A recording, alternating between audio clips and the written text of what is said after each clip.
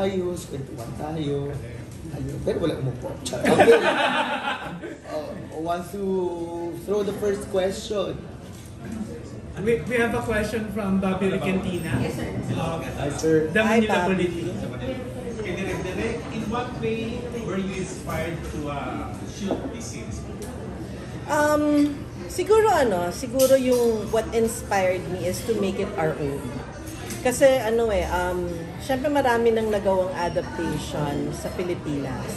And then yung mga adaptations naman na nagawa, they have been successful. They've won awards, kinilala rin ng even the yung original, napuri nila yung mga adaptations natin. So it became parang a challenge for me. So that's what inspired me. So parang halika guys, parang it was the team, inano ko yung team na parang gawin natin to na our own, and then let's own it. I-localize natin, and let's create a beautiful adaptation. Your biggest takeaways from this series? Well, biggest takeaway dun sa siguro yung essence of the show. Number one is yung sa mental health, that there is really a need to educate the public about it. At magandang avenue ang isang series para mapag-usapan, matalakay ang ganitong usapin.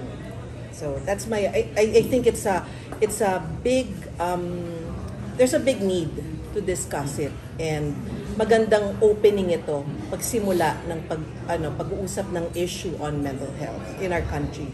Thank you. Kay Joshua, as a last press ko, na-mention mo na nakaka-relate ka sa character because of your brother tsaka being an obedient son sa iyong mother in real life. So, paano kayo pagdating sa sa bahay? Like, paano pinapakita na yung pagiging caring mo or talagang loving brother sa iyong kapatid and then sa family? Pwede kwentong konti. Actually ngayon hindi na kami masyado nakikita-kita ng pamilya ko kasi siyempre busy na rin kami sa mga sarili namin buhay. So, I think yun yung suporta namin sa isa't isa. Like for example, ako sinusuportahan ko yung pamilya ko, yung ate ko sa pag-aaral niya, sa lahat ng mga gusto niyang gawin. Ayun, I think yung maparamdam lang namin sa isa't isa na nandiyan kami. Diba? Malaking tulong nun eh. Okay, last question. Since the series deals about mental health, about mental issues. And then how do you deal about with problems in general? Like, are you the type na talagang tahimik ka lang, or sino yung unang mga nilalapitan mo kapag may problema ka? Wow. Wala. Hindi ako ganyung klaseng tao eh. Parang makikinig kasi ako eh. So parang lahat ng problema, sinasarili ko. Which is mali. And I think, maraming makaka-relate sa akin sa ganyan. Wala eh. But I think, ang pinakamagandang mapag-sharean niya ay yung mga kaibigan mo, lapit sa'yo, pamilya mo. I think you just need to be open din na kailangan mo rin malaman na may tao, meron nandyan para sa'yo. Diba? Ako hindi ko alam eh. Ako mas okay ako na sa akin lang. Sa'yo lang mo? And then I think na ang ganda rin na nailalabas ko na, naging outlet ko rin kasi yung pag-ate. I think yun yung naging, doon ko siya nailalabas. Pero ngayon okay naman ako na sa akin na lang. Thank you. Doon kayo pareho ni Pat. Yeah, oo. Pareho kayo ni Pat, nung character mo doon. Lapit ko lang. Thank you. Thank you. We have a question from Tess. Direk, we're very excited to see, as you said, you will make this our own. But the original, of course, was placed for, meron po siyang very visual storytelling, like inserts of animation and all that. For our version, how do you handle that po yung mga visual, something uniquely visual that you might add to this adaptation for us? Well, for one, I'm very proud to say that local animators ang gumawa ng ano natin, ng animation natin. Yung sa opening natin, talagang when we went to their office to to check lang kamusta yung yung progress ng animation. They had like a whole room dedicated for this because they wanna show the public na ang Pilipino, parang the Philippines can create animation at par dun sa international. And ang galing nila kasi like kagaya nung the ancestral home that we used in the show, inaral talaga nila even from yung like kunwari material na online dun sa bahay, tas yung detalye down to the tiles, kinopya nila para maging realistic yung sa animation. So, I think I can say that I'm really proud of the animation that was used for this one. And talagang, I wasn't even part of the show, nagsisimula na sila. Kasi ganun katagal. Ganun katagal gawin, binusisi talaga siya. And then yung characters na linagay doon, we made it our own. The visuals and the animation, the story, and the fairy tales that na inikwento throughout, Filipinized, parang localized, like Diwata, Manananggal, yung mangkukulam, ganon. So we linocalize talaga natin para maging atin siya. Pero yun, like the visual, in terms of the visuals, ako yun, the number one talaga is the animation. And that's something to watch out for. After all, even the big movies abroad, diba, Filipino, they're usually a Filipino. Yes. Doing the animation. Yes. It's high time they are given the Yes. spotlight. Kaya talagang our animators for the show, that was what they wanted din. So sa totoo, they really collaborated with Star Creatives in making this. Sige, parang this is what we want also. Makita nila yung gawa natin. Para hindi lang parang laging, 'di ba? Ay, mas maganda yung sa kabila. I'm not saying that ours is better, but we are at par. It's very much so. And of course, you're known to really work very closely po with your actors in all of your wonderful movies, and talaga pong you guide them and tell them if you have to do this, you have to immerse and all that. This is a very heavy, in a way, very deep theme to tackle. How have you guided po our actors, of course, like sila, or the main actors po yung tatlo in doing this? Alam mo, actually, yung director, yung work niya, para siyang nagiging multiple characters kasi there is not one way of handling each person. So parang it's unique. It's a unique relationship with each one. So parang, like for Joshua, inaano ko, parang ano ba siya? That's why we have a one-on-one before we start, or like at least, a session with my actors para, just to gauge. Even if kilala ko na sila, I just want to know where they're at emotionally. Are they, parang what's going on with them? Gaano sila kabukas? Para at least alam ko what I'm working with. And each one, iba-iba yung way of handling. Merong iba kailangan mo yung one-on-one. Merong iba kailangan mong i-process talaga. Iba talaga nakakapit sa kamay mo. May iba naman na parang hindi ganun kabukas. So, it's really different per actor.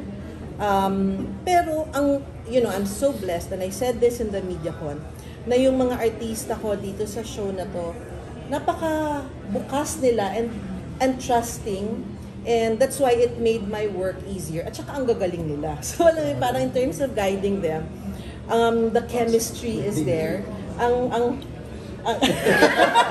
Naliliit ka naman dyan. Birthday daw niya uli ngayon. Oo, pero ang husay kasi nila. Pero meron ding way na parang hindi mo sila kakausapin. Na hindi niya alam yun. Kasi yung character niya dito is neglected. Yung hindi siya pinapansin. So, merong isang time na si Carlo kinakausap. Kasi nakikita ko siya tumitingin siya na ako. Kasi, ganun nga dapat yung nararamdaman niya. Minsan parang nararamdaman ko sa set, pinagtutulungan ba ako dito?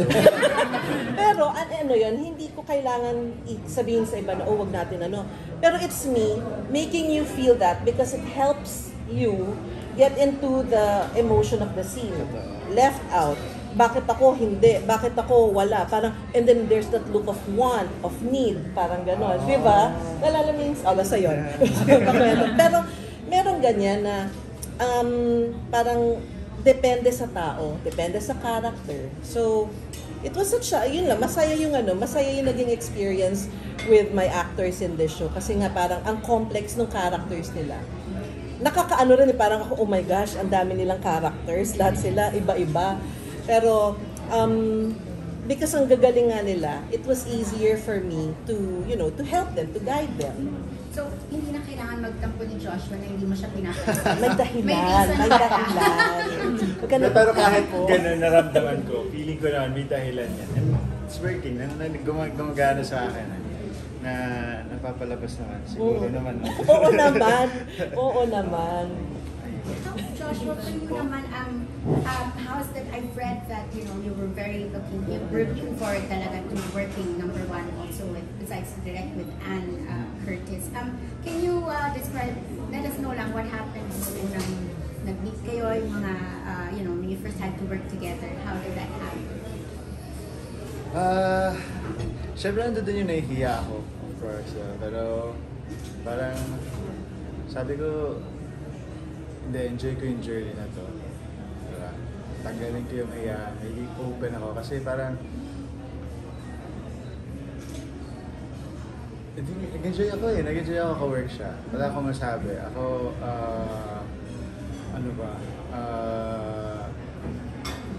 na-enjoy ko. Yun lang ang sabi ko, na-enjoy ko working with that, with all the actors. At wala akong masabi. Nung una, medyo may wall. Pero I think hindi siyang mawala habang tumatagal yung shoot namin. And ako kasi yung mas mahihain, hindi ko siya nasalita eh. Siya pa yung mas lumalapit sa akin. Kaya parang mas nakakahiya. Kung ako pa yung paglapit niya, tapos may hiya pa ako, diba? So, ayun. Malaking tulong din ni Anne na siya yung lumalapit sa akin. Para mas maging komportable kami sa mga scenes, sa eksena. Ayun. How heavy, like obviously sabi nga natin, it's heavy, you tackle mental health obviously, and all your roles, talagang sabi nila, it's very complicated. How do you, switch off after, kasi mahirap din is dalhin mo, no? And I'm sure that's something that's a challenge for artists like you. Do you bring home your role because you're so parang immersed in it, or paano ka after all of these shoots that challenge is demanding in your emotions and sa input? Actually, hindi ko masabi kung nadadala ko ba yung character ko sa bahay. Basta alam ko pag sa set, nag-cut, switch off. Pero hindi ko alam eh. Hindi ka conscious. Hindi ko alam kung na-off ko ba talaga siya pagdating ko sa kwarto. Kasi di ba, may bigat pa rin. Pag binabasa ko na yung mga eksena para sa kinabukasan, nandun pa rin, nararamdaman ko pa rin yung character ko. So, hindi ko alam. I think ma-turn off mo lang talaga siya ng mawawala na lang talaga yung sa'yo kapag tapos na rin talaga yung show. When you look at, everybody's always said na you're such a gifted actor, and if you look back ngayon sa progression ng career mo, sa lahat ng mga tinakal mo ng mga roles where, naplas mo yung, in the love stories, naging heavier yung theme.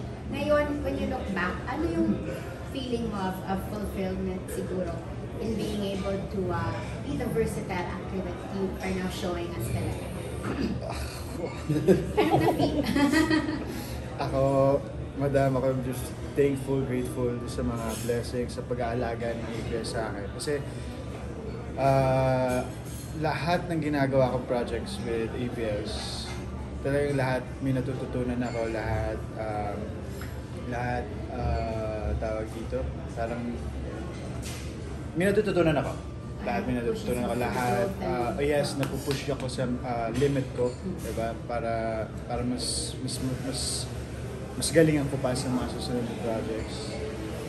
Ayun, I'm just thankful, grateful sa posisyon ko ngayon, kung nasan ako ngayon, sa mga taong nasa paligid ko. Yeah, ayun po. Very very excited to see Thank you. What you have for us. Thank you. Thank you. Hi po, I'm Jen from Pushibi Asilan. I have a few questions lang po. First kay Direct May. If I'm not mistaken,